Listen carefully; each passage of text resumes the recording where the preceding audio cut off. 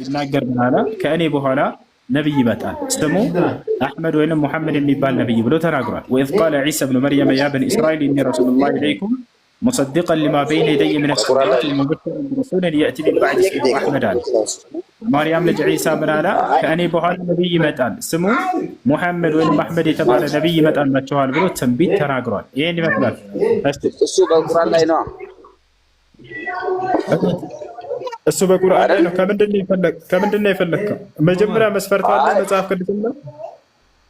መጽሐፍ ቅዱስ ላይ ነብይ አሁን ለምሳሌ እናንተ ኢሳን ነብይ ብላችኋል ለምትቀበሉት ከመጀመሪያ ጀምሮ ማን ነበር ስምህ? ይቅርታ ስምህ ማን ነበር? ስሜ ካባ ነው።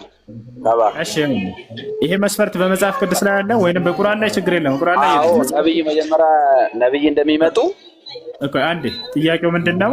አንድ ነብይ ነብይነቱ ሊጸና የሚችለው ከእርሱ በፊት ያለ ነብይ ቀድሞ ስለ እርሱ ትንቢትን መናገር አለበት የሚል ቃል አለ መጽሐፍ ቅዱስ ላይ? መጽሐፍ ቅዱስ ላይ አሁን ኢሳይያስ 53 ላይ ማለት ነው።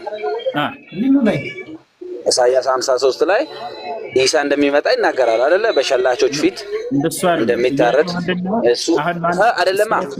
እዛ ጥቅስ ያለው ማን የሚለውን እናወራለን። እሱ ሳይሆን ጥያቄው አንድ ነብይ ተደርጎ ከመነሳቱ በፊት ከእርሱ በፊት ያለው ነብይ መናገር አለበት የሚለው ጥቅስ አለ ወይ? አሁን ለምሳሌ ነብዩ አሁን አንዱ ኢሳይያስ 53 ላይ አለ አይደለ? ስለምሳሌ አይደለም። አሁን ምሳሌ አከሌን ስጠኝ እስኪ ምሳሌ ስጠኛለህ እንደሱ የሚል አለ በመጀመሪያ አለ። ኢሳይያስ 53 አልኩ። አንድ ደግሞ ማቴዎስ ምዕራፍ 3 ላይ ቆያ ማቴዎስ ምዕራፍ 3 ላይ አስወራኛ። እሺ ሻውራ ማቴዎስ ምዕራፍ 3 ላይ ማለት ነው መንገድ ጠራጊው ዮሐንስ እንደሚመጣ ተናግሯል አይደለ? ለማን እንደሚመጣ እሺ ያወራው እኮ ነው። እኔ ልጨርስላ ስለ ነብያት ኢሳ ደግሞ እንደሚመጣ ከኔ በኋላ የሚመጣው አለ ዮሐንስ መጽሐፍ ቅዱስ ላይ ማቴዎስ ምዕራፍ 3 ላይ ማለት ነው። ከኔ በኋላ የሚመጣው እሱ አለ እንደኔ አይደለም አለ። እኔ የጫማውን እግር ጠፍርም ለመፍታት አይገባኝም አለ። እሱ በእሳትና በመንፈስ ያጠምቃቸዋል አለ። ከሱ በኋላ የሚመጣው አንድ ይሄን ያዝልኝ። በእናንተ ቁርአን ላይ ደግሞ የጠየቀውን እየተረዳህ አይደለም። ይኸውልህ መልስ ከመመለስ በፊት ጥያቄውን በደንብ ተረዳ። ይወታል አይደለ? ጥያቄን መረዳት የመልስ ግማሹ ክፍል ነው። መጀመሪያ ጥያቄውን ተረዳኝ። እሺ ምሳሌ ስጠኝ ሳይሆን ምሳሌ ስትስለህ ጊዜ እዛኔ ትሰጠኛለህ። ችግር የለውም። አከሌ ስለ አከሌ ተናግሯል ልትለኝ ትችላለህ። እሱ ሳይሆን ከዚያ በፊት አንድ ነብይ ነብይነት ሊጸና የሚችለው ከእርሱ በፊት ያለው ነብይ ስለ እርሱ ትንቢት መናገር አለበት የሚል ቃል አለ ወይ መጽሐፍ ቅዱስ ላይ ነው? መስፈርቱ አለ ወይ? ከዚያ በኋላ ምሳሌ ስጠኝ ስልህ ዮሐንስ ስለ ኢየሱስ እንዲህ ብሏል፣ አከሌን ኢሳይያስ ስለ እንትና እንዲህ ብሏል ትለኛለህ። ችግር የለውም። ነገር ግን አንድ ነብይ ተደርጎ ከመላኩ በፊት ከእርሱ በፊት ሌላ ነብይ ትንቢትን ሊናገርለት ይገባል የሚል አለ ወይ ነው? አሁን አንተ አለ ወይ መጽሐፍ ቅዱስ ላይ እያለህ ነው? ቆይ አንተን እሱ ጋር ያወራናል።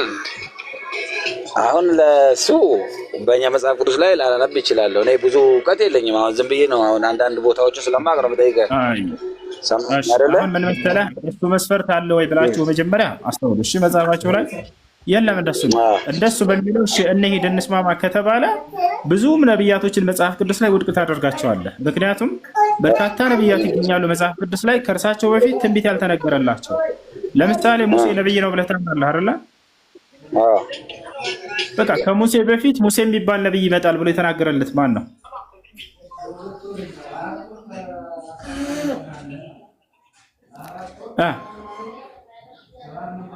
አለ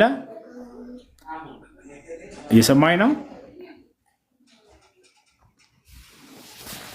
فبهت الذي كفر والله لا يهدي القوم الظالمين። እሺ ሰማን። ከሙሴ በፊት ሙሴ የሚባል ነብይ ይመጣል ብሎ የተናገረ ነብይ አለ ወይ?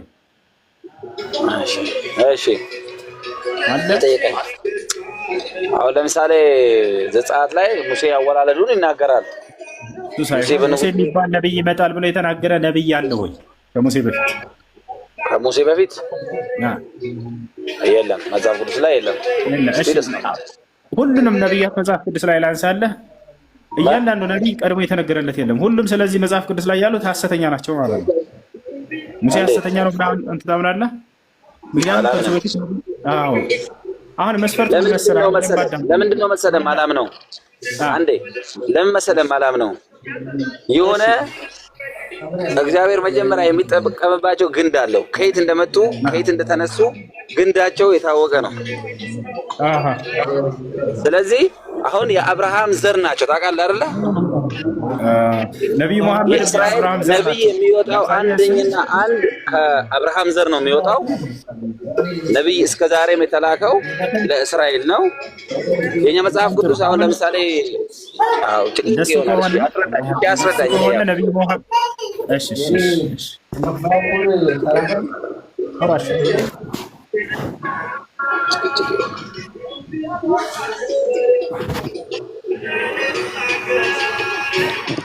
አውራጅ ይኸውልህ ከሙዚቃ ራቅትን አሪፍ ነው። እሺ አውራ ነብዩ መሐመድ ሰለላሁ ዐለይሂ ወሰለም የአብርሃም ዘር እንደሆኑ አውጥቻ ያሳይሃለሁ። እሺ በቁርአንም በሐዲስም ላይ የአብርሃም ዘር ናቸው እርሳቸው። እርሱ የነብይነት ማዕረግ ከሆነ ማለት ነው። ይሄ ግን የነብይነት እንትን መጠሪያ አይደለም። ገብቶሃል? አሁን ባስቀመጥከው መስፈርት የሚሰጧችሁ መስፈርት ቀድሞ የተናገረለት ነብይ መኖር አለበት የሚሏችሁ ውሸት ነው። የለም መጽሐፍ ቅዱስ ላይ እንደዛ የሚል ነቢያችን ሰለላሁ ዐለይሂ ወሰለም በአብርሃም ዘር እንደመጡ ላሳየህ እችላለሁ። ነቢያችን ሰለላሁ ዐለይሂ ወሰለም ምን አሉ? አላህ አብርሃምን መረጠ፣ ከአብርሃምም ኢስማኤልን መረጠ፣ ከኢስማኤልም እኔን መረጠ ብለው ይናገራሉ። ኢስሐቅ ተመርጧል ወይ? አዎ ኢስሐቅም ተመርጧል ብለን እናምናለን። አይደለ? ስለዚህ ነቢያችን ሰለላሁ ዐለይሂ ወሰለም በአብርሃም በኢስማኤል በኩል ነው የመጡት። ይህን ሐዲስ ላይ ማስረጃ ላሳየህ እችላለሁ። በቁርአንም ላይ ላሳየህ እችላለሁ። እንዳውም አብርሃምና ኢስማኤል ጸሎት አድርገዋል። የሚገርም ነቢይ እንዲነሳ ማለት ነው። ያም ማነው? ነቢዩ ሰለላሁ ዐለይሂ ወሰለም እንዲነሱ ዘንድ እና ነቢያችን ሰለላሁ ዐለይሂ ወሰለም አነ ዳዕወተ ቢኢብራሂም ወቢሻረተ ዒሳ ይላሉ። ወኢን ካነ ፊ ሃዛ ልሐዲስ መቃል ሊበዕድ አህሊ ልዕልም ላኪን አልዕባራ ሰሒሐ ሊአነ አልቁርአን ዩሰድቁሃ። ነቢያችን ሰለላሁ ዐለይሂ ወሰለም ምን አሉ? እኔ የአባቴ የአብርሃም የጸሎት ውጤትና የወንድሜ መሲሁ ብስራት ነኝ ብለው ተናግረዋል። ስለዚህ ነቢያችን ሰለላሁ ዐለይሂ ወሰለም አብርሃም ቀድሞ እርሳቸው ከመላካቸው በፊት ነቢይነታቸውን አይቷል። ነቢይነታቸውን ለምን አላህም ያንን እንደሚቀበለው ቃል ገብቶለት ይሄ ነው። አሁን ለምሳሌ በእኛ መጽሐፍ ማለት ነው በእኛ መጽሐፍ ከበኋላ የሚመጣው ነቢይ ትክክለኛ እንዳልሆነ ተጽፏል። የት ካልከኝ የዮሐንስ ልንገርካ መጽሐፉንም አሁን በእኛ መጽሐፍ ማለት ነው በወንጌል ከበኋላ የሚመጣው ነቢይ ትክክለኛ እንዳልሆነ ይናገራል። ለምሳሌ መጽሐፉን ከፈለግ የዮሐንስ መልእክት ምዕራፍ 1 ቁጥር 19ን ማንበብ ትችላለህ። ከኔ በኋላ የሚመጣው አለ ጌታችን ኢየሱስ ክርስቶስ፣ ከኔ በኋላ የሚመጣው እሱ የእግዚአብሔር ልጅ የሚያስክር ነው ይላል። ሙስሊም ደግሞ አሁን በምድር ላይ ስንኖር በሙስሊም ሃይማኖት እግዚአብሔር ልጅ እንዳለው ታምናላችሁ? እሺ አሁን ጨረስክ? ወደ ጥያቄ ከመምጣት በፊት የመጀመሪያን ጥቅስ እንጨርሰው። ስለዚህ እያልከን ያለኸው ከኢየሱስ ክርስቶስ በኋላ የሚመጣ ነቢይ ሐሰተኛ ነቢይ ነው ማለት ነው አይደለ? አዎ መጽሐፉ እንደሚል። በጣም ጥሩ በጣም ጥሩ። ልብ በሉ። የሐዋርያት ሥራ ምዕራፍ 13 አንዴ ኢብራሂም አውጣለት። ኢብራሂም ትችላለህ? እኔ ነኝ አውጡ። ቆይ አንዴ። የሐዋርያት ሥራ ምዕራፍ 13 ላይ ጳውሎስ ሐሰተኛ ነቢይ ሊሆን ነው። አይ ከመጀመሪያው ጀምረህ እስኪ አንብበው። ቆይ ከኢየሱስ ክርስቶስ በኋላ እነዚህ ሁሉ ነቢያት ተብለዋል እነ ጳውሎስ ምናምን። ስለዚህ ጳውሎስ ከኢየሱስ ክርስቶስ በኋላ ነው የመጣው አይደለ? ሐዋርያ ናቸው እነሱ ነቢያት። ያው ኖ ነቢያት ናቸው። ና ላሳይህ። ያው አንብበው እዚህ ጋር 13ን አቅለምላቸው ቢጫ አድርገው። ያውና ምን ይላል? በአንጾኪያም ባለችው ቤተክርስቲያን ነቢያትና መምህራን ነበሩ ይላል። ምንና ምን ነበሩ? ነቢያትና መምህራን አይደለ? እነርሱ ባርናባስ፣ ኔጌር የተባለው ስምዖን፣ የቀሬናው ሉክዮስም፣ የአራተኛው ክፍለ ገዥ የድሮስ ባለመዋልም ናሂም፣ ሳኦልም ነበሩ አለ። ሳኦል ማን ነው? ጳውሎስ አይደለ? ሳኦል ማን ነው? ጳውሎስ። ስለዚህ ጳውሎስ እና ባርናባስ ሐዋርያት ናቸው አይደለ? እነዚህ አይዋ ነቢያት ናቸው እያለን ነው። ስለዚህ እነዚህ ከኢየሱስ ክርስቶስ በኋላ የመጡ ነቢያት ናቸው አይደለ? ሐሰተኛ ናቸው ማለት ነው። እነዚህ ራሱ እናመሰግናለን።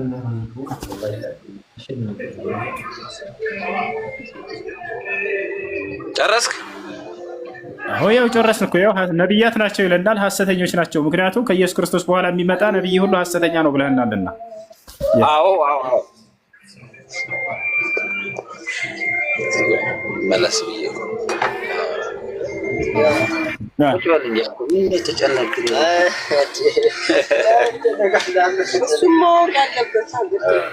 እሺ አሁን እንደዚህ እናርጋ።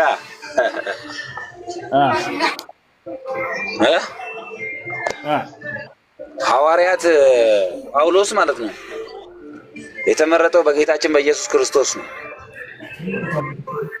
እንዴት ብትለኝ ሐዋርያት ሥራ ምዕራፍ 10 ሳይሆን ጥያቄው ነብይ ነው አይደለም። ቆይ ሐዋርያት ሥራ ምዕራፍ 10 አልተመረጠም ሳይሆን ጥያቄው ለምንድን ነው የምናነበው? ተረጋጋ እንጂ። ጥያቄው እኮ ነብይ ነው አይደለም ነው ጥያቄው። አይ ነብይ አይደለም ካልክ ማለት ነው የእግዚአብሔር ልጅ የሚያስክር ነው የሚለው ያ ቃል። ሂድና አንብብልኝ ዮሐንስ መልእክት። የእግዚአብሔር ጥያቄያችን አይደለም ጥያቄያችን እኮ ነብዩ መሐመድ ተረጋጋ። ምን ሆነህ ነው? ከኢየሱስ በኋላ የሚመጣ ነብይ ሐሰተኛ ነብይ ነው ብለሃል አላልክም ቅድም?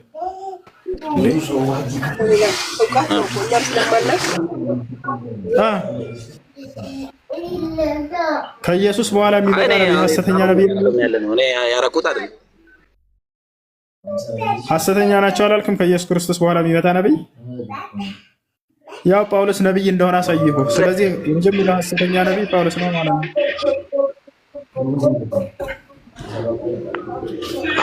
ምን ትላለህ? ሐሰተኛ የሚሆንበትንም መረጃ አለ። ከኢየሱስ በኋላ የመጣ ነብይ ሁሉ ሐሰተኛ ነው ስላልክ እሱም ሐሰተኛ ነብይ ነው ማለት ነው።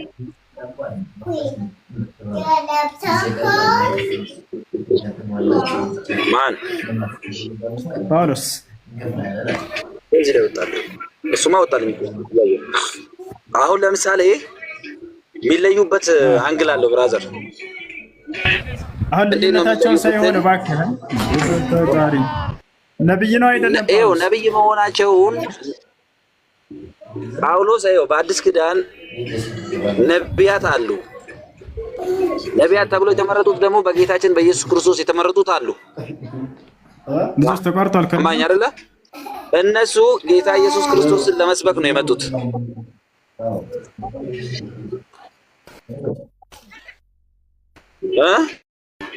የትኛው ነው ነብይ? ኢየሱስ ነብይ ናቸው ብሎ የመረጣቸው የቱ ጋር ነው ማስረጃ? ነብይ ናቸው ነብይ ነህ ብሎ ጳውሎስን የመረጠበት የቱ ጋር ነው? እሺ ከላይ ሻሃዳ መያዝ ይፈልግሳል እያለ ነው። ሐዋርያት ሥራ ምዕራፍ 10 ነው። ሐዋርያት ሥራ ምዕራፍ 10 እዛው ላይ አውጡት። መጽሐፍ ቅዱስ ላይ ያስቀምጡ። ሻሃዳ መያዝ የሚፈልገው ልጅ አለ ከላይ የዛኛውን ነፍቶ ወደዛ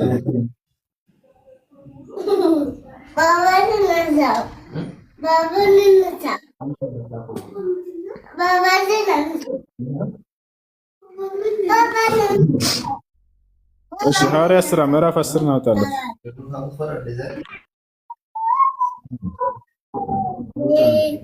እሺ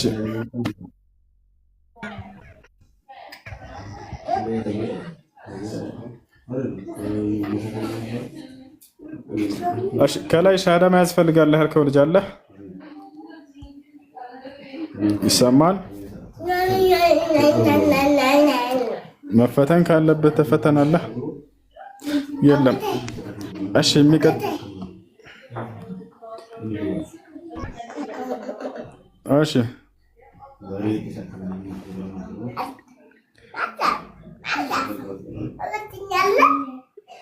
ቀጥል ካለህ፣ ከሌላቸው መቀጠል የሚፈልግ መቀጠል ይችላል።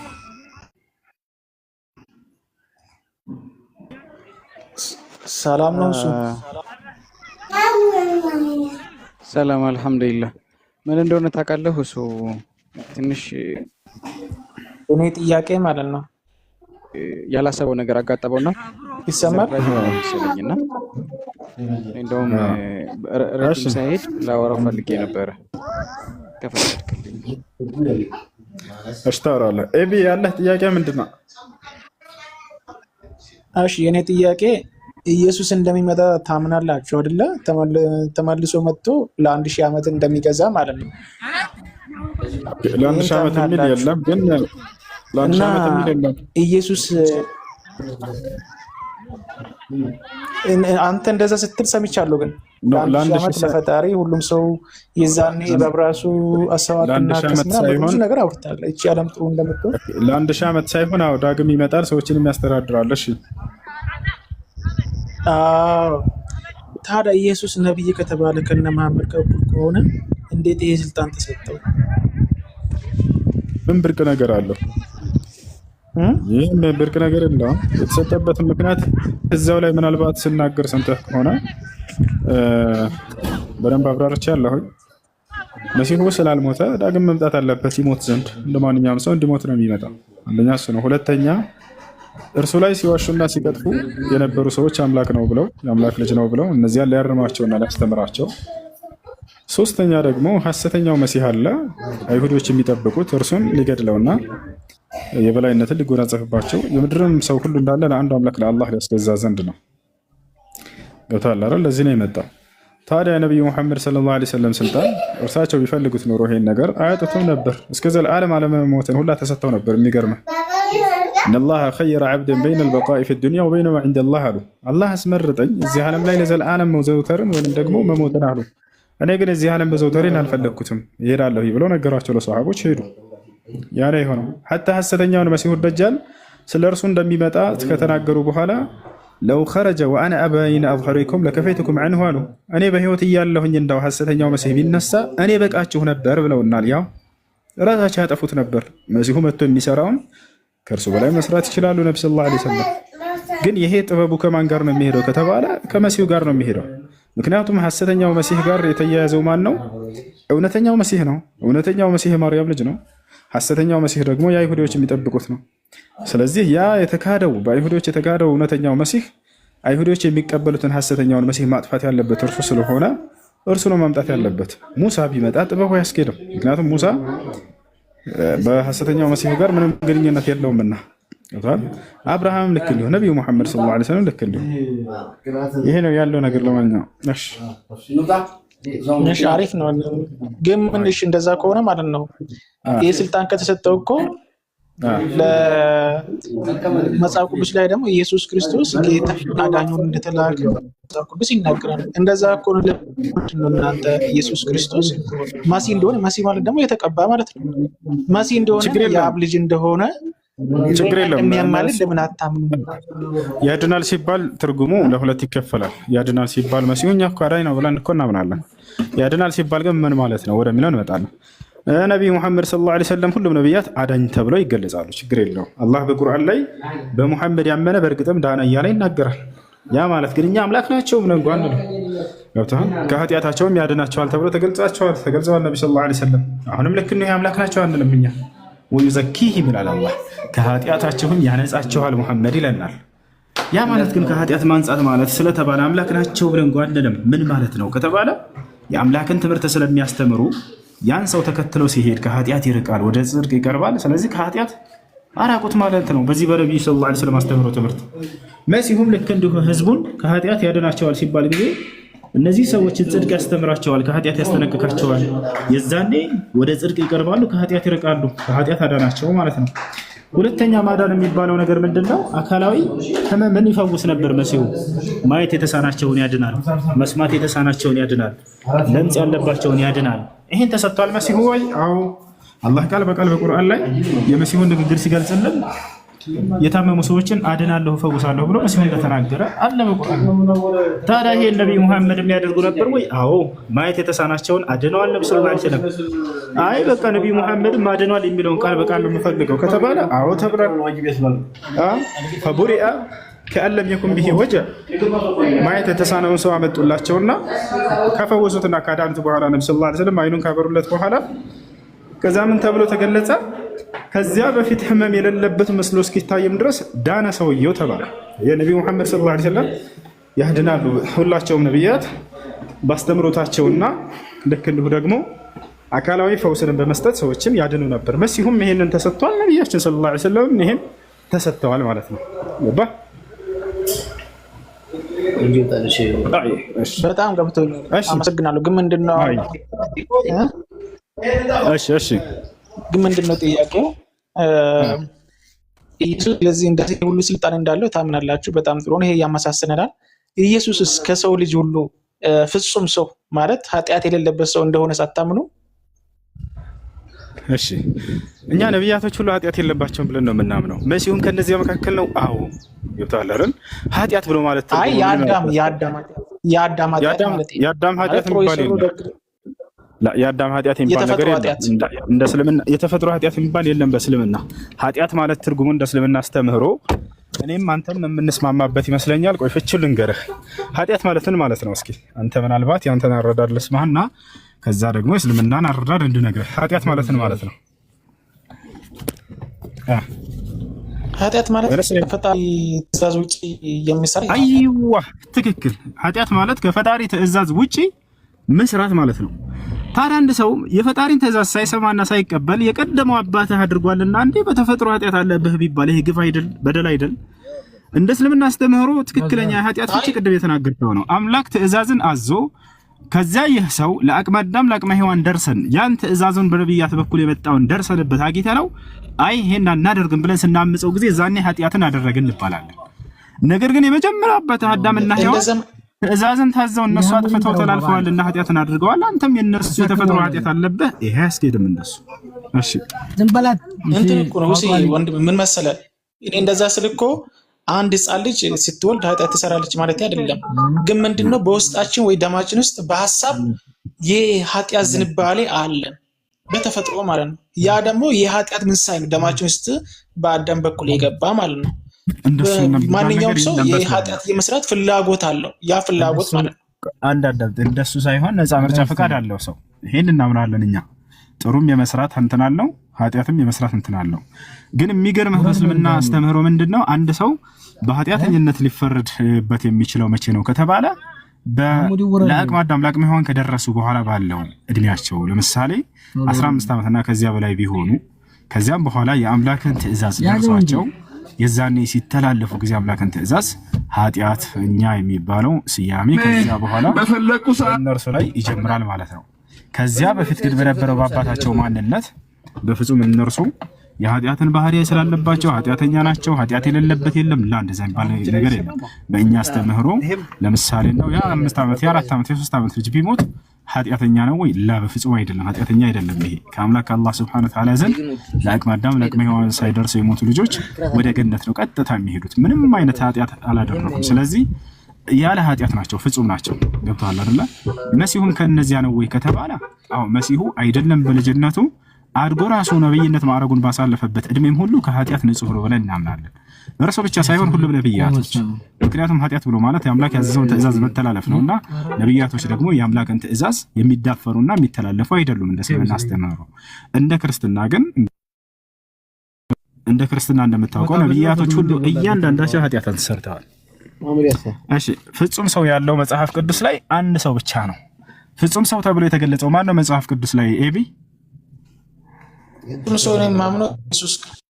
አንተ የምታምነው ነገር ግን መጽሐፉ የሚለውን ነው አሁን የፈለኩት። መጽሐፍ ቅዱስ ላይ ፍጹም ሰው የተባለው ማን ነው? ያው ሁለተኛ አዳም ኢየሱስ ብቻ ነው። ሌላ ነገር የለም። እዛ ሚል ካለ አሳየኝ፣ ችግር የለውም። እኔ ግን ሌላ እንደሆነ አሳያለሁ። ፍጹም ሰው የተባለው ሌላ ሰው ነው። አንተ ኢየሱስ ነው ካልክ ኢየሱስ ፍጹም ሰው ነኝ ያለበት ወይንም ፍጹም ሰው ነው የተባለበትን አንድ ጥቅስ እስቲ መጽሐፍ ቅዱስ ላይ።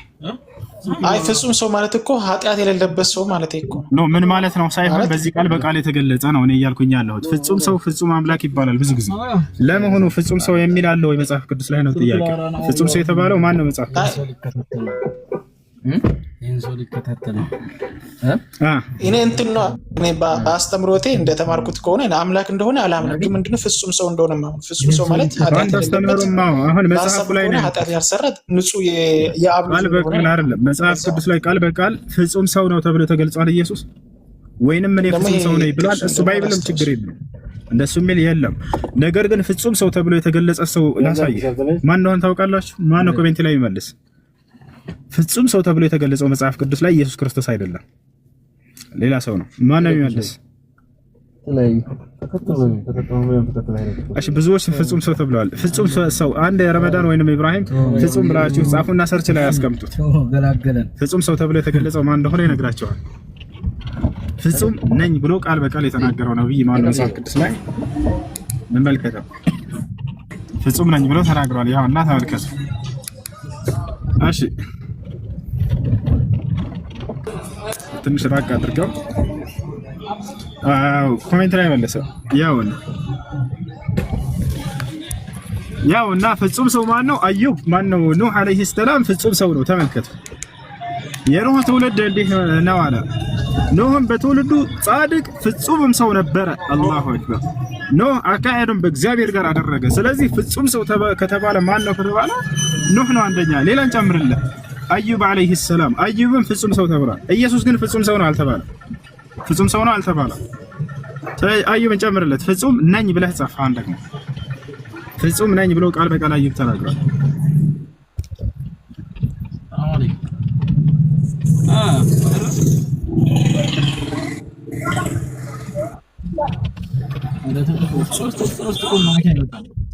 እሺ ያው እና እዚህ ቦታ ላይ ይታያል። ያውና ፍጹም ነኝ እያለ ይናገራል። ያውና አዩብ ይታያል።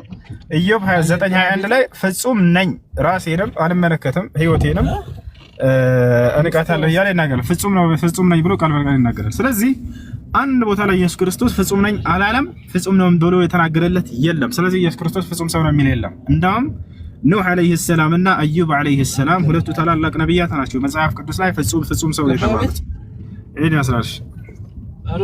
በእስልምና ያለው አስተምህሮ ወደ መሰረቱ ስመልሰህ ግን ኃጢአት አለበት ከተባለ ነብዩ መሐመድ ማለት ፈልጌ ነው። ነብዩ መሐመድ ሰለላሁ ዐለይሂ ወሰለም ቀደምት ነብያቶች ሁሉ እንደ እስልምና አስተምህሮ ሁሉም ነብያቶች ኃጢአትን አላደረጉም ብለን ነው የምናምነው እኛ። አንደኛ አስተምህሮ መጽሐፍ ቅዱስ ላይ እንደምታውቀው ኃጢአትን ሁሉም ነብያት አድርገዋል። ጥያቄ ካለ ቀጥታ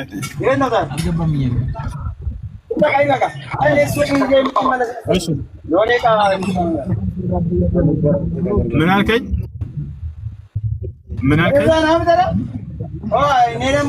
የአብ ልጅ እንደሆነ አይናገርም ፈጣሪ። ልጄ ነው ስልጣን እንደሰጠው አታምኑ። ልጁ እንደሆነ ስልጣን እንደሰጠው ታምናላችሁ። ልጁ እንደሆነ አታምኑ ማለት ይናገራል። አንዴ የአብ ልጅ ማለት ምን ማለት ነው? ትርጉሙ የመጀመሪያ ፍጥረቱ ማለት ነው። እሺ እኔ እንትን ላይ መንገድ ላይ ስለሆንኩኝ የመጀመሪያ ፍጥረቱ ደግሞ የመጀመሪያ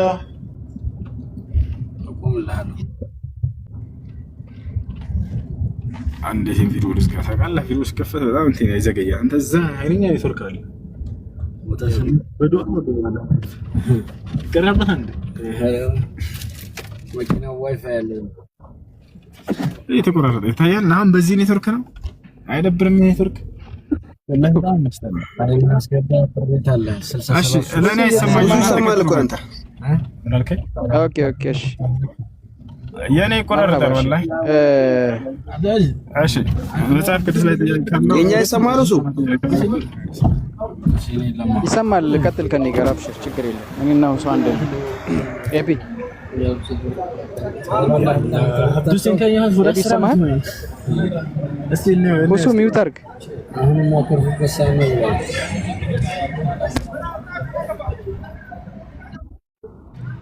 ቀጥልሽ ቀጥል፣ እየሰማሁ ነው። አይሰማኝም፣ ይቆራረጣል በጣም። እናንተ ቀጥሉ እናንተ።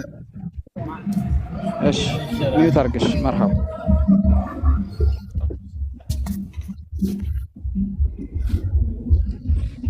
ሰፍሮ ገብታል መሰለኝ።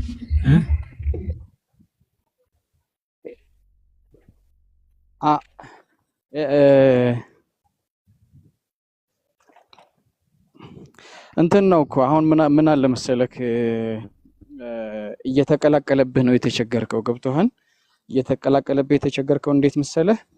እስልምና ላይ ያለውን አስተምሮ ክርስትና በአማርኛ ብዙ ስለማልችል ነው እንጂ የኔ ግልጽ ነው። አይ እኮ እየተቀላቀለብህን ላስረዳህ ነው። እሺ ወንድሜ፣ እስልምና ላይ ትጠይቅና ከዛ ሐሳብህ ወደ መጽሐፍ ቅዱስ ወይም ወደ ክርስትና አስተምሮ ይሄድብሃል። የእስልምና አስተምሮት ነው። ገብቶሃል?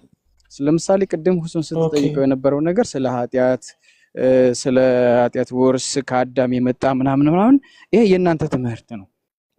ዓለምን ይገዛል ምናምን የሚለውም ይሄ የእናንተ ትምህርት ነው። እንደ እስልምና ስትጠይቅ እስልምና የራሱ አስተምሮት አለው። ከክርስትና ጋር የሚቀላቀል ነገር አይደለም። ሙሉ የሆነ አስተምህሮ ስላለው ማለት ነው። በነቢያቶችም በኩል ብትመጣ አምናለሁ። ኢብራሂም ልክ ነው። ኢብራሂም ምን መሰለህ አስጨርሰኝ አንድ ላውራ።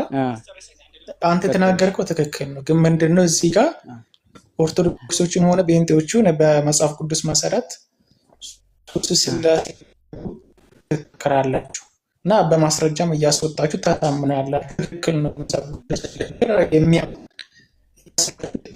ትክክል ነው፣ ግን መጽሐፍ ቅዱስ ላይ ያለውን ደግሞ ለታምኑ ታዲያ ይሄ እንዳሰብ ነው እንጂ እንትን አይደለም። ያው እንዳሰብ ማለት ነው። አዎ መጽሐፍ ቅዱስ እሺ፣ መጽሐፍ ቅዱስ ላይ እንዳናምን ያደረገን ነገር ምንድነው መሰል? በመጽሐፍ ቅዱስ እኛ እንድናምን አምላክ አልነገረንም፣ አላዘዘንም። አምላክ እንድናምን ያዘዘን በተውራት፣ በእንጂል፣ በዘቡርና በሌሎችም ስማቸው በተጠቀሱና ባልተጠቀሱ መጽሐፍቶችና በነቢያቶች እንድናምን ነው አምላክ አላህ የነገረን።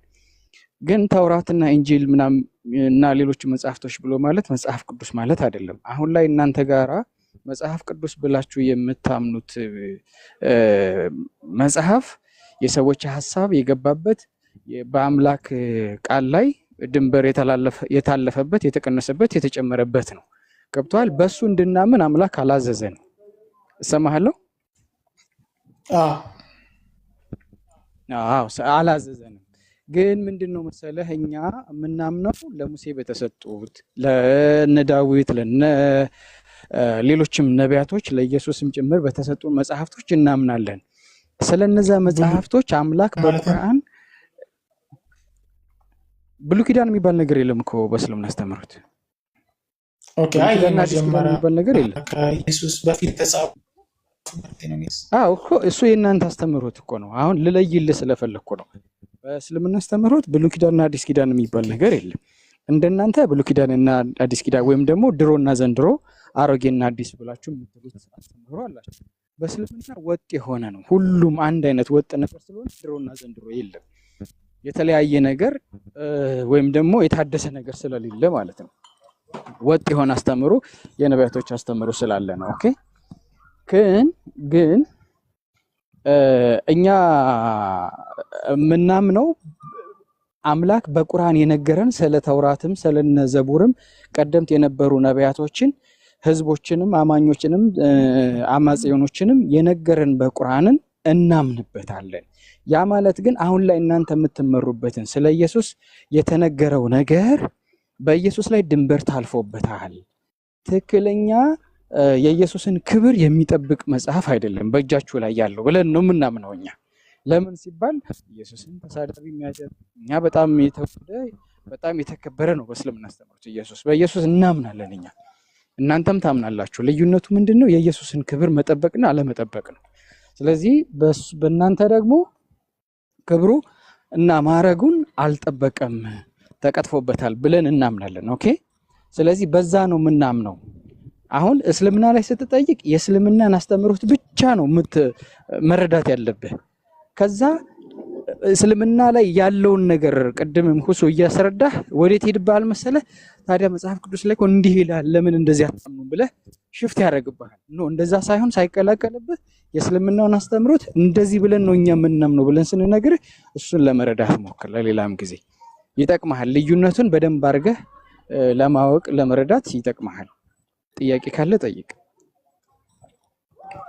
አይ አመሰግናለሁ። አስረድተኛል። በደንብ አመሰግናለሁ። ለምን እስልምና ማድረግ አይቻልም? መከራከር አይቻልም? ስለ ቁርአን ባቅ ኑሮ ያው በቁርአን መሰረት እኔ የማውቀው ነገር ቢኖር በዛ መሰረትም እናወራ ነበረ። እኔ የማውቀው ትንሽዬ መጽሐፍ ቅዱስ ብቻ ነው። እሱም እውቀቴ ትንሽ ነው። ስለ ቁርአን ትንሽ ነገር ፍንጭ ነገር ልስጥህ፣ የሆነ ለመንገድ የሚሆን ነገር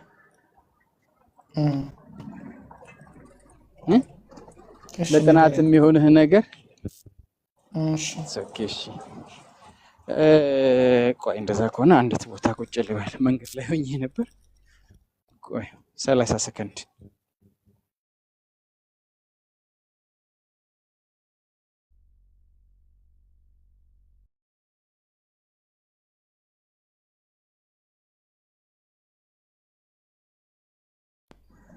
ኦኬ እሰማሃለሁ። አዎ ትሰማለህ። ኦኬ እሺ። አምላክ አላህ በቁርአን ሲናገር በመጀመሪያ ደረጃ ቁርአንን ስታጠና ቢያንስ ትንሽ እንዴት አድርገህ ማጥናት እንዳለብህ ሂንቱን ልሰጥህ ጠቅለል አድርጌ ሂንቱን ልሰጥህ ስለፈለኩ ነው። ቁርአን ላይ ምን አይነት ሐሳቦች አሉ፣ ምን ያዛል፣ ምን ይከለክላል የሚለውን ነገር ስለ ቁርአን ትንሽ የግንዛቤ እንዲኖር ስለፈለኩ ነው። በመጀመሪያ ደረጃ አምላክ አላህ በቁርአን ሲናገር ምን ይላል መሰለህ? በምዕራፍ 38 ቁጥር 29 ላይ ይህ ወደ አንተ ያወረድነው ብሩክ መጽሐፍ ነው፣ አንቀጾቹን እንዲያስተነትኑና የአእምሮ ባለቤቶችም እንዲገጸሱ አወረድነው ይላል አምላክ አላህ። ኦኬ ከዛስ እንደገና ደግሞ በምዕራፍ 11 ቁጥር 1 ላይ ይህ ቁርአን አንቀጾቹ በጥንካሬ የተሰካኩ ከዚያም የተዘረዘሩ የሆነ መጽሐፍ ነው፣ ጥበበኛ ውስጥ አዋቂ ከሆነው ዘንድ የተወረደ ነው አለ። ኦኬ ለምን ቪዲዮ አልከፍትልህ? ትንሽ ያስኳቸው አጤሬራዎች ናቸው፣ ለሌላም ጊዜ ይሆነዋል። ኦኬ ምን ይላል መሰለክ? በምዕራፍ ቆይ ካነበብከው አንድ ጥያቄ ብቻ ልጠይቅ ይቻላል? ጠይቅ። እሺ ወደ ሌላ ሳልሄድብህ ውስጥ አዋቂ ምን ለማለት ፈልጎ ነው? ውስጥ አዋቂ የወረደ ነው ሲባል ምን ማለት ፈልጎ ነው? ውስጥ አዋቂ ይሄው በምዕራፍ 11 ቁጥር 1 ላይ ይሄን ነው ውስጥ አዋቂው ከሆነው ነው የሚለው። ኤቢ ከሆነው ውስጥ አዋቂ መሆኑን አላህ ሱብሃነሁ ወተዓላ የነገረ ነው። ከሆነው ይሄው ይህ ቁርአን አንቀጾቹ በጥንካሬ ከሆነው ከዚያም የተዘረዘሩ የሆነ ከዚያም የተዘረዘሩ ሐሳቡን፣ ትምህርቱን፣ ጉዳዩን ስለ ሆነ ነገር ሲነግረን በጥንካሬ የተሰካኩ ከዚያም የተዘረዘሩ የሆነ መጽሐፍ ነው፣ ጥበበኛ ውስጥ አዋቂ ከሆነው ዘንድ የተወረደ ነው። ውስጥ አዋቂ ማን ነው ሲባል አላህ ነው፣ ከአላህ ውጭ ሌላ ስለሌለ ማለት ነው። ከዛም እነዚህን የተወሰኑ አንቀጾችን ልንገርህና እሺ ከዚያ እሺ ምን ይላል መሰል? በምዕራፍ 6 ቁጥር 126 ላይም ደግሞ ይህም አለ ያለህበት ቀጥተኛ ሲሆን የጌታህ መንገድ ነው፣ ለሚያስታውሱ ህዝቦች አንቀጾችን በእርግጥ ዘርዝረናል አለ። አንቀጾችን ይዘረዝራል። ከዛ ይሄ ቁርአን የሚባለውን ነገር ደግሞ ምንድነው ብለን ስንል ደግሞ በየህዝቡ ሁሉ ውስጥ ከጎሳቸው በእነሱ ላይ መስካሪን የምንቀሰቅስበትን አንተንም በእነዚህ ህዝቦች ላይ መስካሪ አድርገን የምናመጣህን ቀን አስታውስ፣ መጽሐፉንም አለ። አሁን ይችን ፖይንት ናት የኔ ፖይንት። መጽሐፉንም ለሁሉ ነገር አብራሪ መሪም እዝነትም ለሙስሊሞችም አብሳሪ ሆኖ ባንተ ላይ አወረድ ነው። ፖይንቴና አየሁ። መጽሐፉ ለሁሉ ነገር አብራሪ መሪም አለ። ከዛስ እዝነትም ለሙስሊሞችም አብሳሪ ሆኖ ባንተ ላይ አወረድ ነው። ለሙስሊሞችም አብሳሪ ማለት ምንድነው? ማብሰር ሲባል ሙእሚኖችን በገነት አብስር ይላል በሌላ ምዕራፍ ላይ። ኦኬ ከዛስ በምዕራፍ 16 ቁጥር 64 ላይ ደግሞ ባንተ ላይ መጽሐፉን አላወረድንም፣ ያንም በርሱ የተለያዩበትን ለነርሱ ልታብራራላቸውና ለሚያምኑትም ህዝቦች መሪና እዝነት ሊሆን እንጂ ያለ። ኦኬ እንደው ሌላ ትንሽ ሌላም ደግሞ ልጨምርልህ። እሺ ቆይ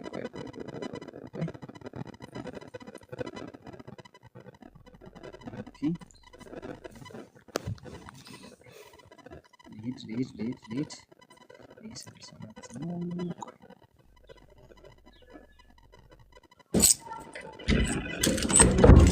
ኦኬ ትንሽ ሊጨምርልህ ብዬ ነው።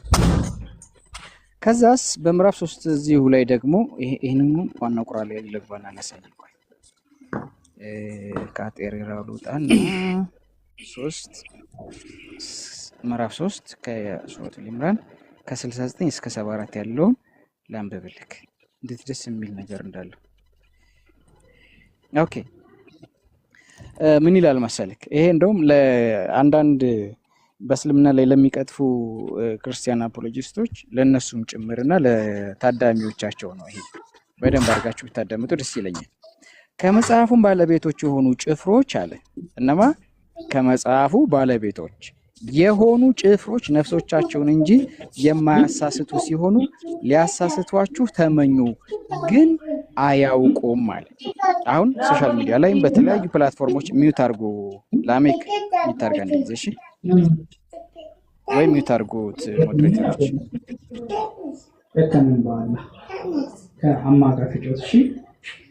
አንድ የሚውት አድርግ ላሜክ፣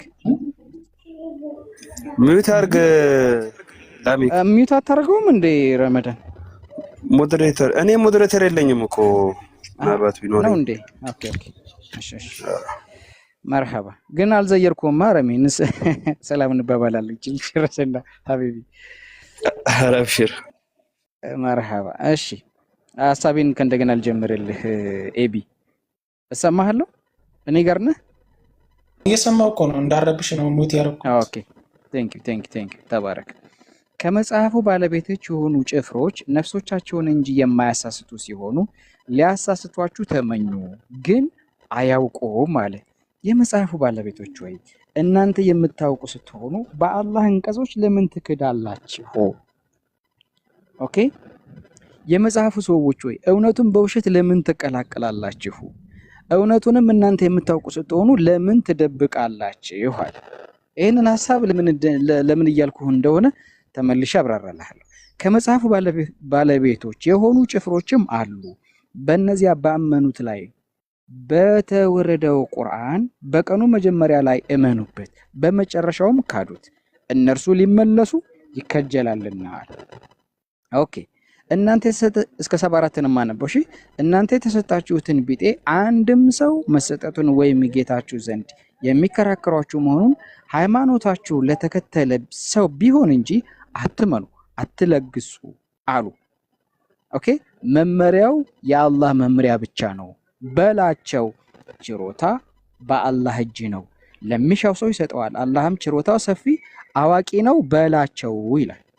ኦኬ ብዥ እያለባችሁ ነው እንዴ? ኦኬ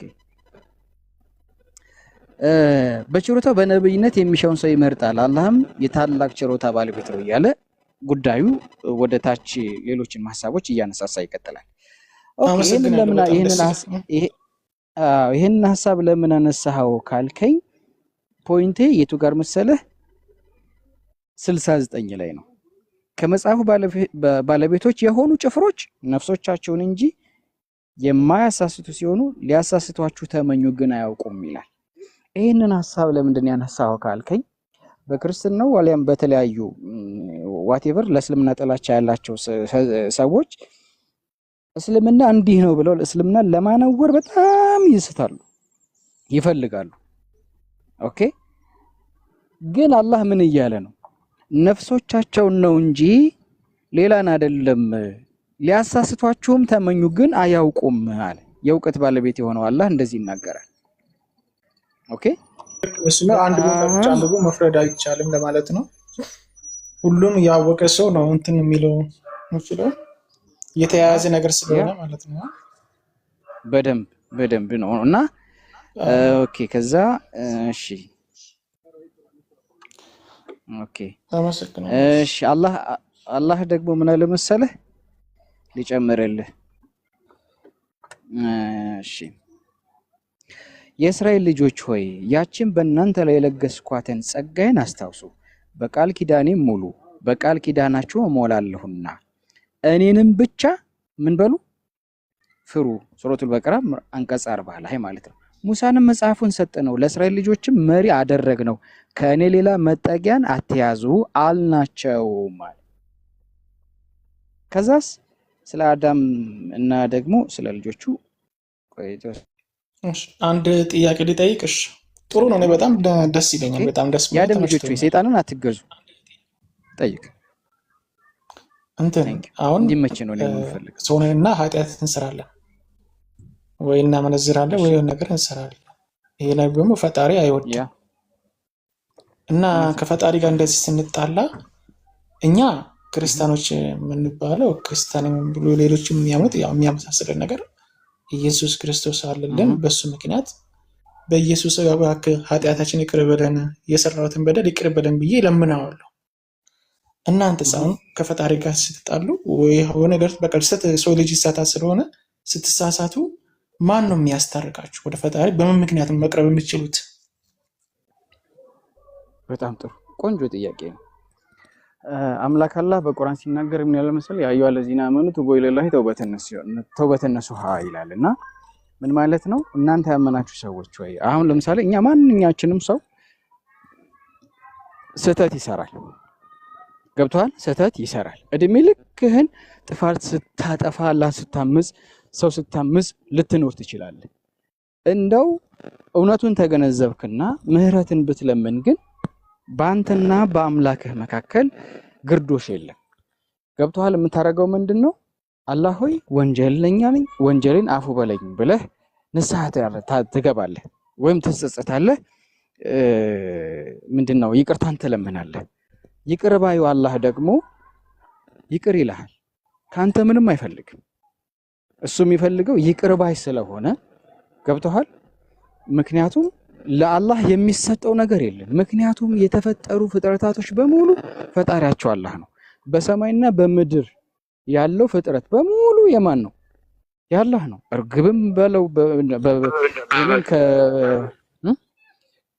ሶሪ ከብሉይ ኪዳን ጋር ምናልባት እሺ ድሮ ልክ ነህ።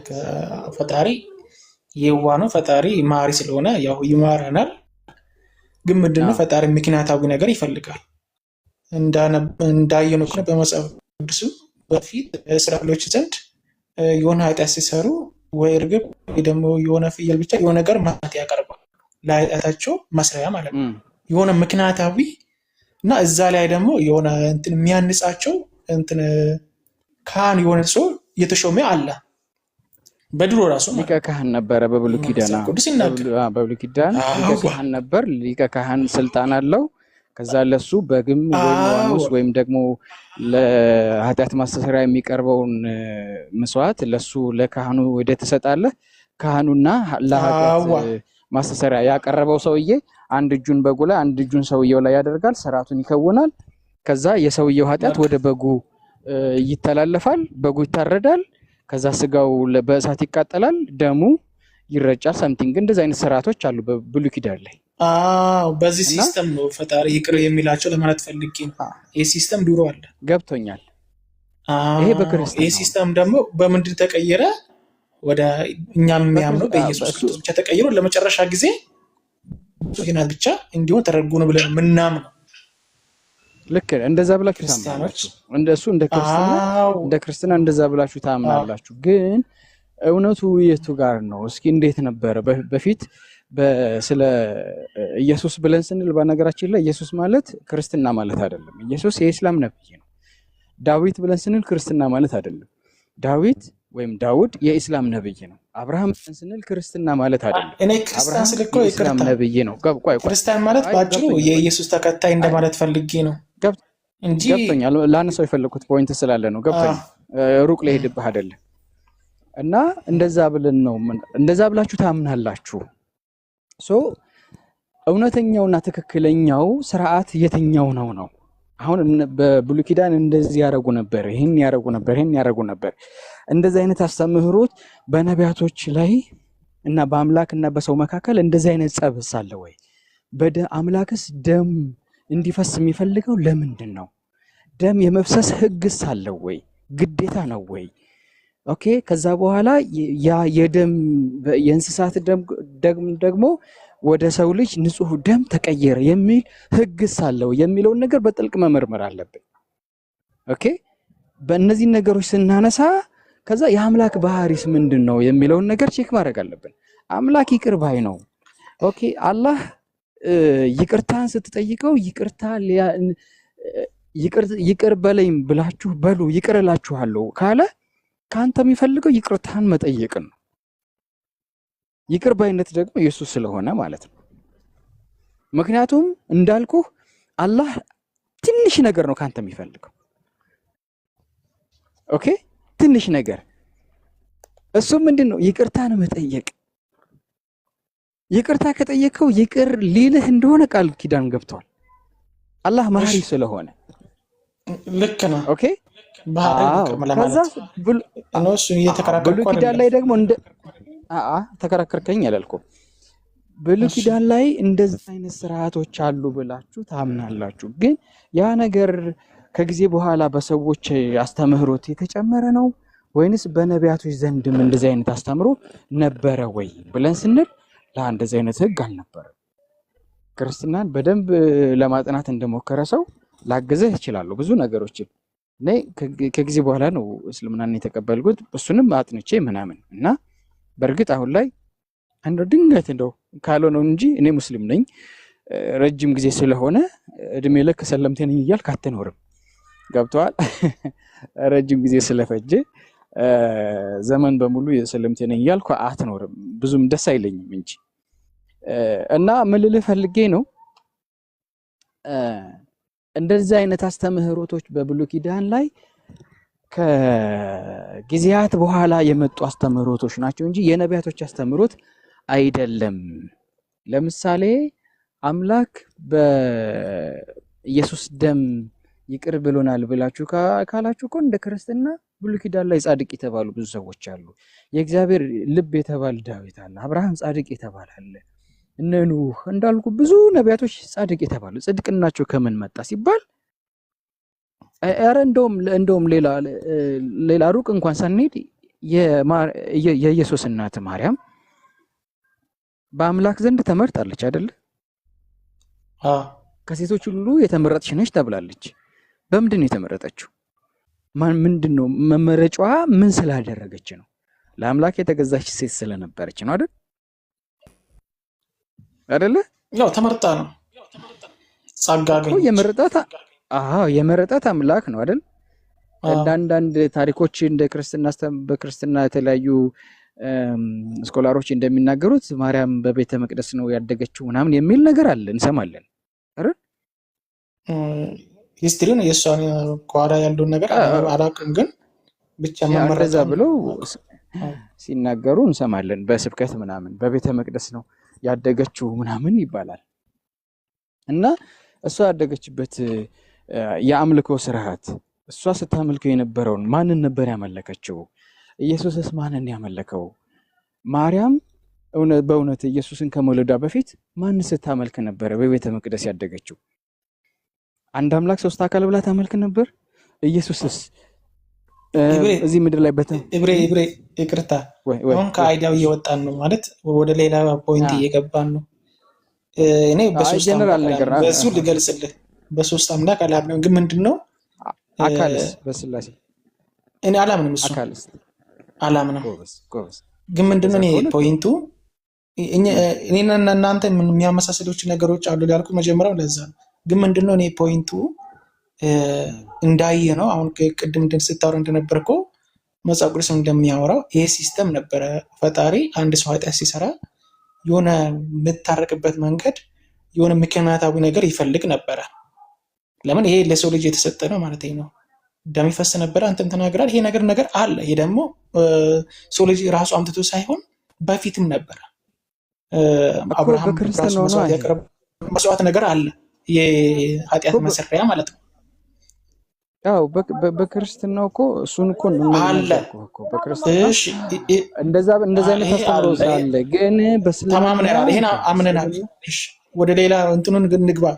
አሁን እሺ አዳም የተማመነው እኮ ልክ ነው በሚል ሳይሆን እናንተ እንደዛ አንተ ልክ አይደለም ብለህ ነው የምታምነው። አዎ ግን ማወቅን ነው እየፈለግኩት እንጂ እሱ መልክ ነክ እንድትረዳ ብዬ ነው ምክንያታችን ብዬ ነው። ግን ምንድነው እኔ አንድ ጥያቄ ያለኝ በአንተ አስተሳሰብ ደግሞ ፈጣሪ እንደዚሁ ራሱ ያለምን ምክንያት እንዲሁ ያለምንም ዋስ ወይ ደግሞ ያለምንም መስዋዕት ፈጣሪን ከለመን ይቅር ይለናል እያልክ ነው። ይሄ የእናንተ አስተሳሰብ ነው። ሰላም አለይኩም። እንደዛ ከሆነ እሺ አዳም ገነት ውስጥ በነበረበት ሰዓት ኃጢአት ሰርቶ የዛን ሰዓት ለምን ይቅር አላሉ? ለምን ከገነት አስወጣው? ማለቴ ለምን ከዛች ቦታ ለምን አስወጣው? የዛን ሰዓት ለምን ይቅር አላሉ? ቆንጆ ጥያቄ ነው። አዳምና ሔዋን የዛኔ ጥፋት ባጠፉ ሰዓት ጥፋታቸውን አመኑ፣ አወቁ፣ ይቅርታ ጠየቁና ከዛስ አላህ ወንጀላቸውን ይቅር አላቸው። ከዛ በኋላ ስለምንድን ነው ወደ ምድር የመጡ ሲባል ምድር ዘላለማዊ ቦታ አይደለም፣ መቆያ ቦታ ነው። እሱ አንተ ጋር ድምፅ አለ? እሱ ድምፅ አለ አንተ ጋር ሁሱ? እሺ ቀጥል። ይቅርታሽ አንዲት ሚኒት እና አላህ ወንጀላቸውን ይቅር አላቸው፣ ንስሐ ገቡ። አላህን ወንጀላቸውን ምንድነው ንስሐቸውን ተቀበላቸው። ነገር ግን ደግሞ ወደ ዱንያ ሲመጡ ምንድነው ዱንያ እኛ የሰው ልጆች እንድንገለገልባት የተፈጠረች ፍጥረት ናት፣ ፍጡር ነች። ገብቶሃል? አላህ ይህንን ምድር መቆያ ቦታ ነው ብሏል እንጂ ዘላለማዊ ቦታ አይደለም። ጊዜው እስከሚደርስ ድረስ ግልጽ ነው። ይሄ ዱንያ የሚባለው ቦታ እኛ አይደለም። አዎ ያ ማለት ግን ልጨርስ ወይስ እኔ እዚህ አይዳው እንድትረዳን ብዬ እሺ፣ ዘላለማዊ ቦታ እንዳልሆነ አውቃለሁ። ልክ ነው። እሺ አሁን ወደ ዘላለማዊ ህይወት የመግባት ተስፋ አላችሁ አይደለ? ወደፊት ተስፋ አላችሁ። ይሄ እርግጠኛ ሁላችን የምንጠብቀው። እሺ አዳምና ሔዋንን ያው ጀነት ዘላለማዊ ህይወት ቦታ ነበረ ታምናላችሁ። ከዛ ውስጥ በጥፋታቸው ምክንያት አስወጣቸው። አሁን ደግሞ አዳምና ሔዋን የዛን ራሱ ይቅር ብሎ ወደ ጀነት በህይወት እያሉ ካልመለሳቸው እናንተስ በምክንያት እርግጠኛ መሆን ይቻላል ወደ ጀነት የመግባት የዘላለም የተባለው በምንድን ነው እርግጠኛ የምትሆኑበት ምክንያት? አንደኛ ቁርአን ላይ አላህ በጀነት ዘላለማዊ እንደሆነችና አላህን ለተገዛን ሰዎች አላህ ለባሮቹ ያዘጋጃቸው ዘላለማዊ ህይወት የምንኖርበት ቦታ ነች ገነት ማለት። ግን አሁን እናንተ ጋር ሚስ አንደርስታንድ ያለው ነገር እንዴት እንደሆነ ላሳይ። ወንጀል የዛኔ ኃጢአታቸው ስለምፈልግ ነው። ሰላም አለይኩም ኢብሮ። እሱን ወይ ትቀጥላለህ? እሺ አንድ ጊዜ ብቻ። ለምን አይመልሳቸውም ነው? ተመልሰዋል። አዳምና ሔዋን ለምን የዛ ሰዓት ለምን አልመለሳቸውም? ይገኛሉ፣ ገነት ውስጥ ናቸው። ማንኛውም ሙስሊም ሲገባ ሲሞት ጊዜ ወደ ገነት ነው የሚሄደው በነፍሱ። ነብያችን ሰለላሁ ዐለይሂ ወሰለም መጣ ኡሱዬ ገብቶኛል። አሁን ጥያቄውን ልመልስልህ። ወደ ገነት ገብተዋል አልገቡም ነው አይደል? ጥያቄ ባትቀይረው። ከዚያ ሞት እንዴት መጣ ነው ደግሞ እንቀጥል። ሞት ወደሚለው እንመጣለን። ፍጡር ስለሆነ ማንኛውም ፍጡር ላይ ሞት አለበት። አላህ በቁርአን ላይ ሲናገር ኩሉ መን ዐለይሃ ፋን ይላል። ማንኛውም በሰማይና በምድር ውስጥ ያለ ሁሉ ሟች ነው፣ ጠፊ ነው ብሎ ተናግሯል። ማንኛውም ግኝት ነገር ፍጻሜ ያላቸው ብሎ የወሰነላቸው አሉ። ማንኛውም ሰማይና ምድር ውስጥ ያለ ጠፊ ነው፣ ኃላፊ ነው። ሰማይም ምድርም ገና ኃላፊ ነች። አላህ በቁርአን ላይ ሲናገር ወነፊኸ ፊሱር ፈሰዒቀ መን ፊሰማዋት ወመን ፊልአርድ ይላል ኢላ መን ሻአ አላህ። በሰማያት በምድር ያለው ሁሉ ይጠፋል፣ ጠፊ ነው። መልአክም ይሞታል፣ ጅንም ይሞታል፣ ሰውም ይሞታል፣ እንስሳትም ይሞታል፣ ወፍም ይሞታል። ሰማይ ምድርም ያልፋሉ። ታላርላ ስለዚህ ሞትና ኃጢአት የሚያገናኘው ነገር የለም።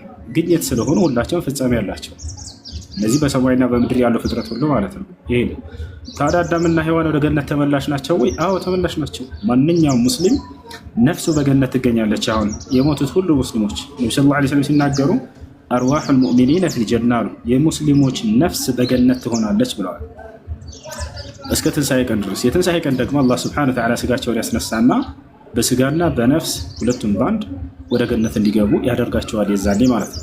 ስለዚህ መግባቱን እንዴት ማረጋገጥ ትችላላችሁ? መግባታቸውን እንዴት ማረጋገጥ ትችላላችሁ? አንደኛ በዚህ፣ ሁለተኛ አምላክ አላህ አዳምን ገና ወደ ምድር ሲያወርደው ጊዜ የሰጠው ቃል ኪዳን አለ። ለአንተም ለትውልድህም አንድ ቀኑ መንገድ አወርድላችኋለሁኝ፣ ያን ቀኑ መንገዴን ከተከተላችሁ ገነት ትገባላችሁ ብሎ ቃል ገብቶለታል። ያን ቀኑ መንገዴን የካደና ያስተባበለ ከአንተም ከዘሮችህም ደግሞ ወደ ገሃነም ትገባላችሁ ብሎ ቃል ኪዳን ሰጥቶታል። የቱ ጋር ከተባለ ገና ውረድ ሲለው በሱረቱል በቀራ ሁለተኛው ምዕራፍ ላይ ቁልና ህቢጡ ሚንሃ ጀሚዓን ፈኢማ የእትየነኩም ሚኒ ሁደን ፈመን ተቢዐ ሁዳየ ፈላ ኸውፉን ዐለይሂም ወላ ሁም የሕዘኑን ይላል። በሉ ሁላችሁም ወደ ምድር ውረዱ አልኳቸው አለ አደምና ሐዋ። ከእኔ የሆነ አንድ ቅኑ መንገድ ኢስላም የሚባል በሚመጣላችሁ ጊዜ የዛኔ ያን ቅኑ መንገዴን ከአንተም ከዘሮችህም የተከተለ በእናንተ ላይ ፍርሃትና ሐዘን የለባቸውም፣ ወደ ገነት ተመላሽ ናቸው ማለት ነው። አየህ።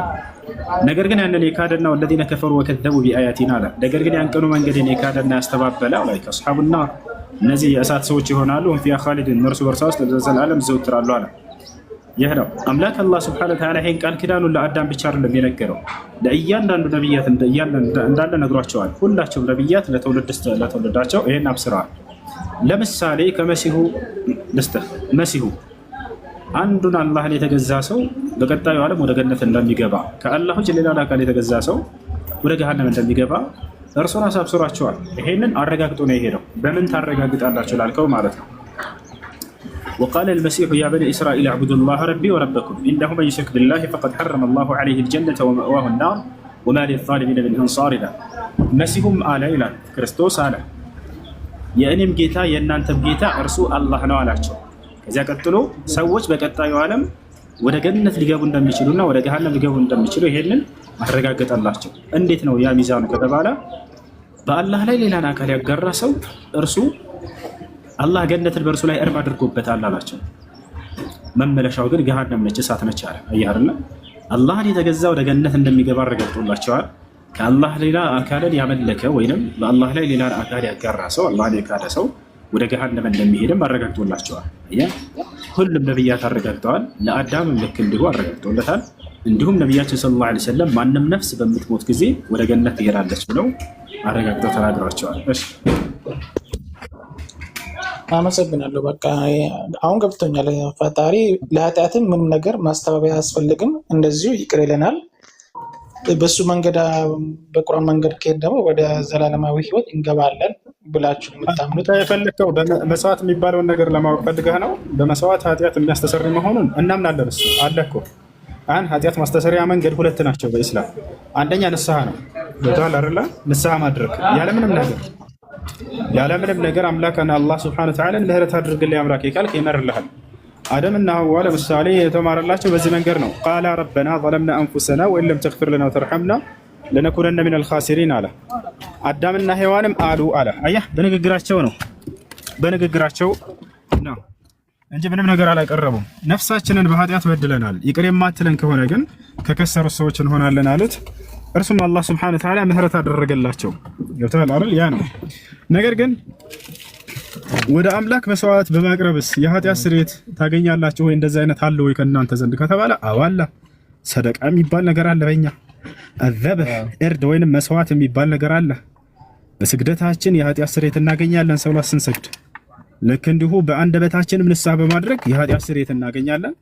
ልክ እንዲሁ በተግባር በስግደት በጾም በሶላት ምንድነው በእርድ በመስዋዕትም ልክ እንዲሁ በመስዋዕትም የኃጢአት ስርየት እንደሚገኝ በቁርአን ላይ ማስረጃ ቃለ ሱብሓነሁ ወተዓላ ፈሰሊ ሊረቢከ ወንሐር፣ ለእኔ ለጌታህ ለአላህ ብቻ ስገድ በእኔም ሰዋ እያለ ይናገራል። መስዋዕት ለእርሱ እናቀርባለን፣ ለአንዱ አምላክ ለአላህ አያርላ በእርሱ ስም ብቻ እናቀርባለን። በሌላ ቦታ ላይ ሲናገር ቁል ኢነ ሰላቲ ወኑሱኪ ወመሕያየ ወመማቲ ሊላሂ ረቢል ዓለሚን፣ ሙሐመድ ሆይ ስግደቴም መስዋዕቴም ህይወቴም ሞቴም ለዓለማቱ ጌታ ብቻ ነው በላቸው ይላል። ላ ሸሪከ ለህ፣ በዚህ ላይ ለእርሱ አጋር የለው። ስለዚህ መስዋዕትን ወደ አላህ ሱብሓነሁ ወተዓላ እናቀርባለን፣ በዚያም የኃጢአት ስርየትን እናገኛለን። ይሄን ይመስላል። በዚያም እናገኛለን፣ የኃጢአት ስርየትን እናገኛለን ማለት ነው። እሺ አላህ በቁርአን ላይ ይሄን በማቅረባችን ምክንያት ከእርሱ ወደ እርሱ የመቅረብን እድል እንደምናገኝ በመስዋዕት ራሱ ይናገራል። ለን የናለ ላህ ልሑሙሃ ወላ ዲማኡሃ ወላኪን የናሉሁ ተቅዋ ሚንኩም ይላል። እናንተ ከምታቀርቡልኝ መስዋዕት እኔ ስጋዋንም ሆነ ደሟን አላገኝም አለ። አየህ አይደል? ስጋና ደም እንትን በእርድ እናቀርባለን። ፍየል ሊሆን ይችላል፣ በግ ሊሆን ይችላል፣ ከብት ሊሆን ይችላል። አላህ ግን ከዚያ ለኛ የሚያስጠቅመንን ነገር የምናገኘውን ምን እንዳይገልጽልናል። እርሱ ስለመሆኑ ደሙንና ስጋውን ፈልጎት ነው ወይ? አይደለም። ለን የናለ ላህ ልሑሙሃ ወላ ዲማኡሃ ወላኪን የናሉሁ ተቅዋ ሚንኩም አለ። ከእናንተ በምታቀርቡት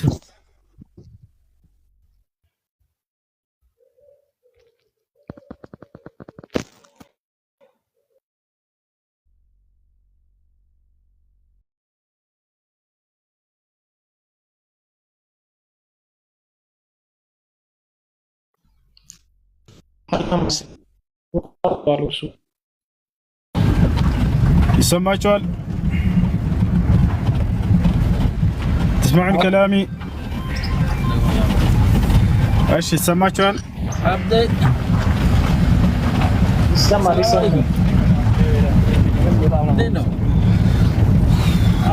ينال الله لحوم لا انت فاهم እሺ ቀጥሉ ልጆች እና መስዋዕትን እናቀርባለን ወደ አላህ ከተሰማ ሊቀጥላችሁ መስዋዕትን እናቀርባለን በዚያም የአምላካችንን የአላህ Subhanahu Wa Ta'ala መቅረብ እናገኛለን እንዲሁም ለኃጢአታችን ስርየትን እናገኛለን ያን እሺ ያሳልፋል መርሐባ መቀጠል ትችላላችሁ ሌሎች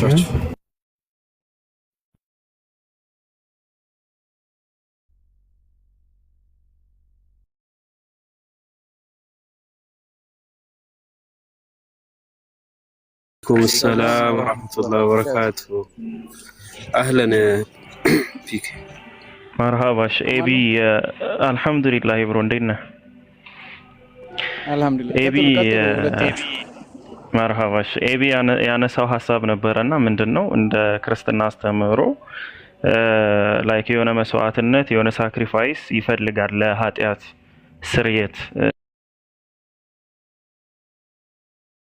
ብሎ ነበር አይነቶች ላይክ አንድ ኃጢአት ሳክሪፋይስ የሚጠየቅበት ትልቁ ምክንያት በስህተት የተሰራ ኃጢአት ሲሆን ነው እና ደግሞ ዮም ኪፑር የሚባል አመታዊ በዓላቸው ማለት ነው አይሁዶች በአሮብ ምክንያት የመጣው አመታዊ በዓል ነው ከዛ ውጪ ግን አንድ ሰው ሆን ብሎ ለሚያጠፋቸው ጥፋቶች የሰው ወይ ምንድነው የእንስሳ ወይም የደም መስዋዕት አይጠየቅም ሶስት ሁኔታዎች ብቻ ናቸው የደም መስዋዕት የሚፈልጉት ማለት ነው ከዛ ውጪ ልክ እንደ እስልምናው አስተምህሮት ሁሱ ስለንተን አውርተዋል ላይክኛ አሁን ኡዱሂያ የሚባል የእርድ ስርዓትም አለ ለአምላካችን ለአላህ Subhanahu Wa Ta'ala የምንሰዋው ስርዓት አመታዊ በዓል ማለት ነው በዛ ምክንያትም ወንጀላችን ይላቀቃል ግን ለወንጀል ወይም ለኃጢአት ለእንትን ተብሎ እንደዚህ ራሱን የቻለ ሳክሪፋይስ ምናምን እንደዛ አይነት ነገሮች አይሰሩም ሶ አንተ አሁን ብሉይ ኪዳን ላይ አንድ ሰው በንስሐ በመግባቱ ምክንያት ብቻ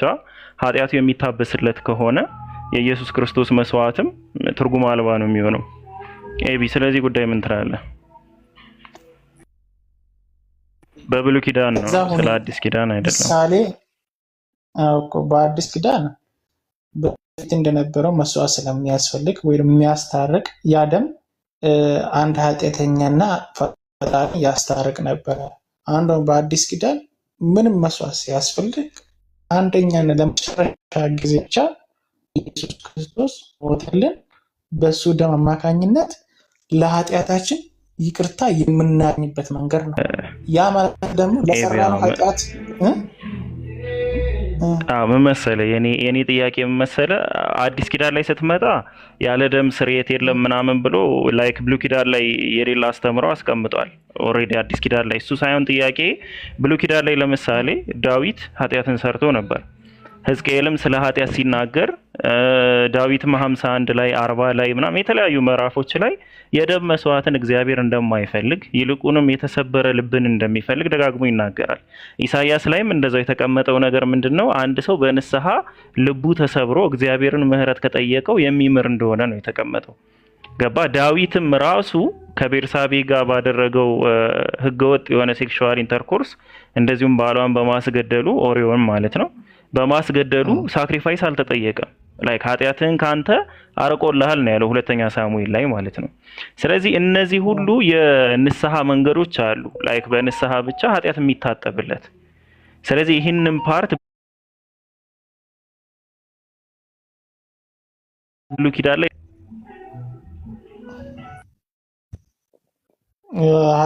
ኃጢአት ተሰርቶ ደም ያልፈሰሰበት ቦታ አለ ያልከኝ ነው እንደዛ ምስል አው ደም ያልፈሰሰበት ቦታ ብቻ ሳይሆን ደምን ኢቭን እንደማይፈልግ ማለት ነው እንደማይፈልግ የተቀመጠበት ቦታዎች አሉ ቦታ ሳይሆን ቦታዎች ብዙ እንትኖች አሉ ያው እኔ እንደምገልጸው እንደ ፈጣሪ ጋር እንዳላችሁ ወዳጅነታችሁ ነው የሚገለጸው ለምን ዳዊት ስለዚህ በፈጣሪ በይሖዋ ፍቃድ ነው እና ብዙ ፈጣሪ ጋር ወዳጅነት የሌለው ሰው ምን አይነት ሰው ነው? ያለው ሰውስ ምን አይነት ሰው ነው? ሰው እንዳንተ አባባል አሁን ከፈጣሪ ጋር ወዳጅነት ያለው ሰው ሳክሪፋይስ አያስፈልገውም ነው ለድነቱ። ለሰራው ኃጢአቱ እንዲሰረይለት ሳክሪፋይስ አያስፈልገውም ነው። ከፈጣሪ ጋር ወዳጅነት የሌለው ሰው ደግሞ ሳክሪፋይስ ያስፈልገዋል። እሺ እንደዛ ካልሆነ ምንድነው ሐሳብ? ላይክ አሁን ለምሳሌ መዝሙረ ዳዊት ላይ ላንብብልህ የሆነ ምዕራፍ 51 ቁጥር 16 ላይ መስዋዕትን ብትወድስ በሰጠው ነበር አለ። የሚቃጠለውን መስዋዕት ደስ አያሰኝህም፣ የእግዚአብሔር መስዋዕት የተሰበረ መንፈስ ነው አለ። ስለዚህ እግዚአብሔር ከምንም ነገር በላይ የተሰበረ መንፈስን እንደሚወድ ያስቀምጣል፣ ይናገራል ማለት ነው። ብዙ ቦታ ላይ አለ ባይዘው ዳዊት የራሱ ታሪክም ይመሰክራል። ቅድም ከቤርሳቤ ጋር እንዳልኩ ማለት ነው ሁለተኛ ሳሙኤል 12 ላይ ያለው። ስለዚህ አሁን እኔ እየጠየቅኩ ያለሁት ያኔ ሳክሪፋይስ አላስፈለገም ለኃጢአታቸው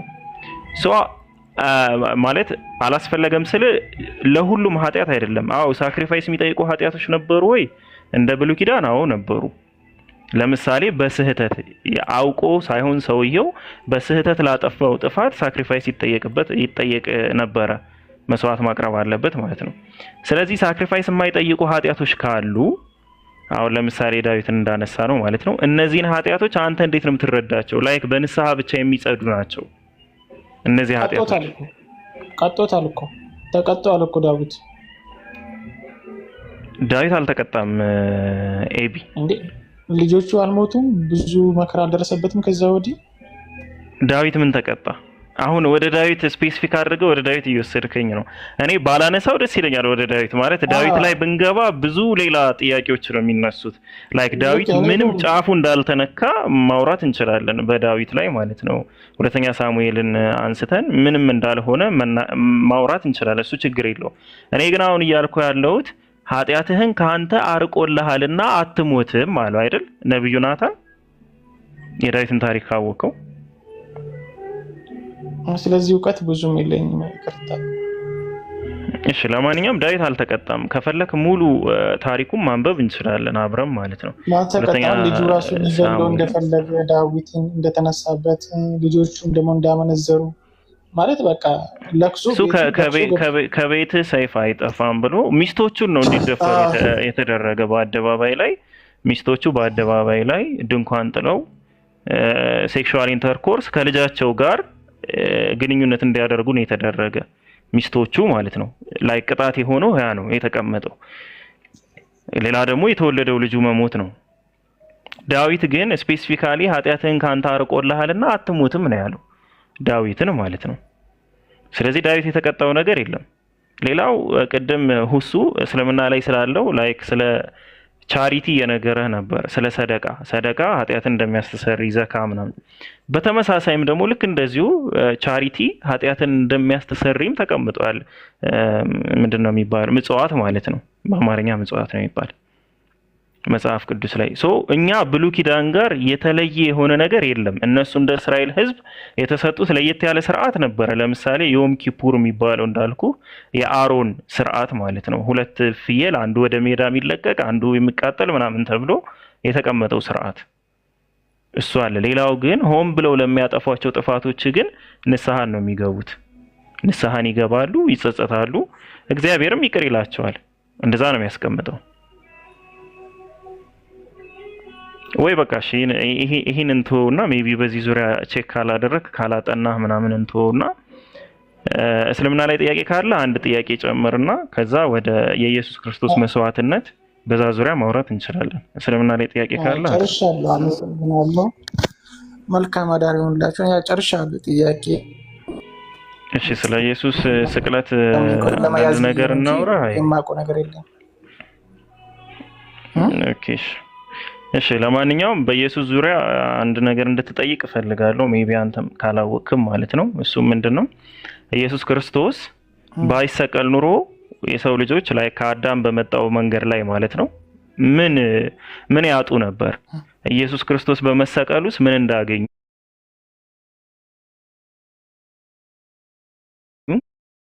ኢየሱስ ክርስቶስ በመሰቀሉስ ምን እንዳገኙ? የዘላለምን ህይወት ማለት ምንድነው? ራሱ አንተ የዘላለም ህይወት የምትለው ምንድነው? የዘላለም ህይወት ማለት የተስፋ እናንተ ተስፋ እንደምታደርጉ ጀነት እንደምትገቡ ዛሬም ደግሞ በኢየሱስ ክርስቶስ ለኔ እንደተሰቀለና የአብ ልጅ ወይ ደግሞ የፈጣሪ ልጅ እንደሆነ ካመንኩ ጌታ እንደሆነ ካመንኩ የዘላለም ህይወት ተስፋ አለኝ ማለት ነው። ኃጢአተኛ ሰው የዘላለም ህይወት ዘላለማዊ ህይወት አይኖርም ነው? ኃጢአተኛ ነን ሁላችንም። ግን ምንድነው የኃጢአታችን ነው? ኃጢአተኛ ስለ ለምሳሌ እኔ አሁን ሙስሊም ነኝ። እንዳንተ አስተምህሮት እኔ የዘላለም ህይወት አልኖርም ከሞትኩ በኋላ ወይስ እኖራለሁ? እንደኛ አስተምሮ አታገኝም። የዘላለም ህይወት የምትለው ምንድነው መሆነው? እስኪ ንገረኝ። ምንድነው የሚሆነው? ላይክ ያላመነ ይፈረድበታል ሲል ምንድነው የሚሆነው? የሚፈረድበት ሰው በሞት ነው የሚቀጣው፣ ይጠፋል ማለት ነው። ሞት ስትል የይሖዋ ምስክር ነህ ኤቢ? አዎ። ኦኬ። የይሖዋ ምስክር ከሆንክ በህይወት አይቀጥልም ነው። ኖርማሊ ሞት ማለት እንቅልፍ ነው። በዚህ ሀሳብ ከኔ ጋር ተስማማለህ? አሁን እንቅልፍ ነው። በቃ ጥሩ። ስለዚህ አሁን ሂትለር አይሁዶችን እንተውና ሂትለር ለምሳሌ እንደ ምሳሌ ወስደን 6 ሚሊዮን አማኝ ፒውር የሆኑ ንጹህ የሆኑ አማኝ ክርስቲያኖችን ቢጨፈጭፍ 6 ሚሊዮን ማለት ነው። ይህ ሰው ለዘላለም ነው የሚሞተው? ኤቢ ምን አልከኝ? ሂትለር አሁን ለምሳሌ ሂትለር 6 ሚሊዮን አማኞችን ፒውር ክርስቲያኖችን ንጹህ ክርስቲያን የይሖዋ ምስክር የሆኑ የይሖዋ ምስክር አባል የሆኑ ንጹህ ክርስቲያኖችን ቢገድል ይህ ሰውዬ ለዘላለም ነው የሚተኛው እያልከኝ ነው?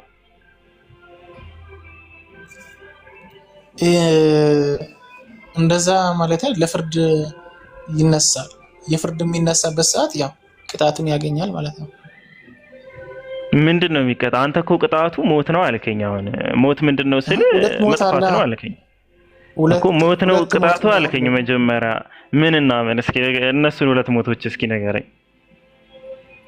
እሺ፣ አንደኛ ሞት አሁን በስጋዊ የምንሞት ነው። እሱን አንተም ትሞታለህ። እሱ ሁሉም ይሞታል። እሱ ቅጣት አይደለም።